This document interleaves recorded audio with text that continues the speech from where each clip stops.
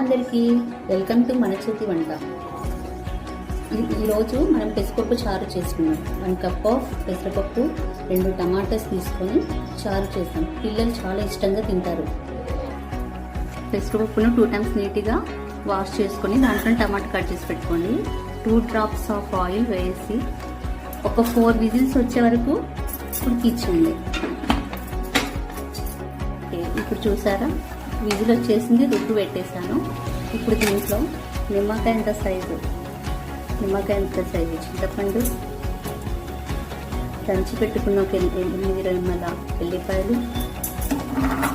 3 table స్పూన్ల కారం,